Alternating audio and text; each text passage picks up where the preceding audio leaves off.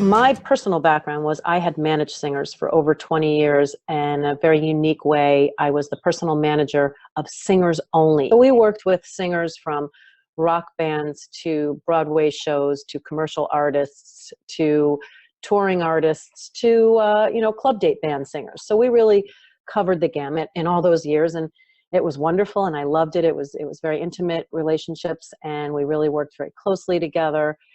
And what I realized as time went on is that the people who hire the singers were coming to me more and more. What was happening, and I'd say I started to notice this about 10 years ago, and about 5 years ago, we really made a fundamental change in our model. We were noticing that more and more producers were coming to us and saying, we need a singer for this project, but they wanted access to a larger variety of talent. These were, generally speaking, newer, younger producers coming into the various fields they were in.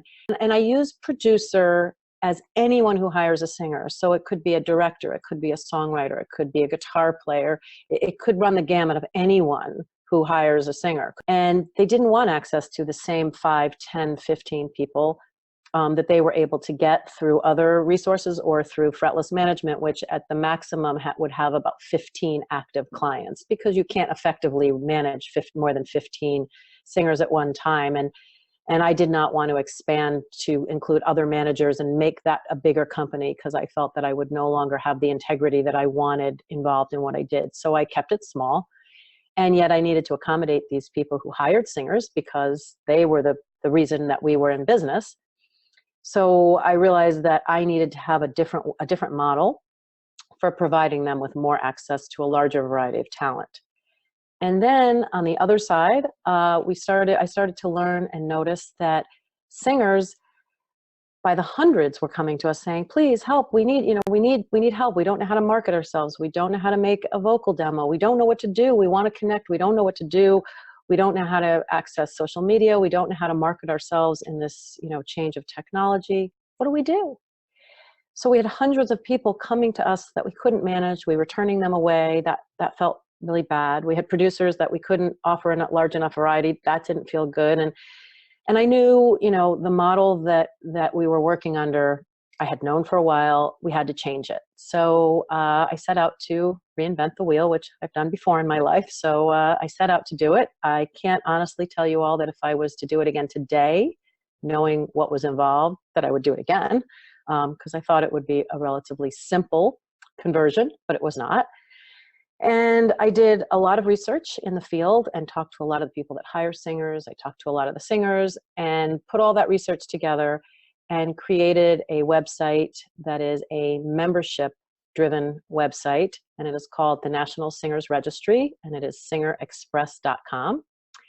And the original intent and goal was a place where really the administration, myself included, would manage and facilitate the relationships, but they would take place really without us being involved. Now all the singers could register, the producers could register, they paid no commissions, and they could find each other directly. And now we had offered a safe, easy, quick way for these two groups of talent to find each other. Mind you, it's only a one-way, because the people who hire singers don't want to be found. So it's kind of like Match.com, but it's only where the producers can find the singers. The singers cannot find the producers for those obvious reasons.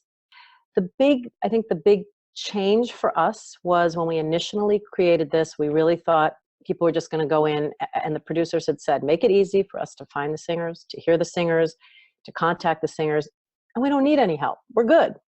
And I said, okay, we got that. So we really sort of just kept a very small little casting division for those people that we knew were still going to maybe want to have some more hands-on support.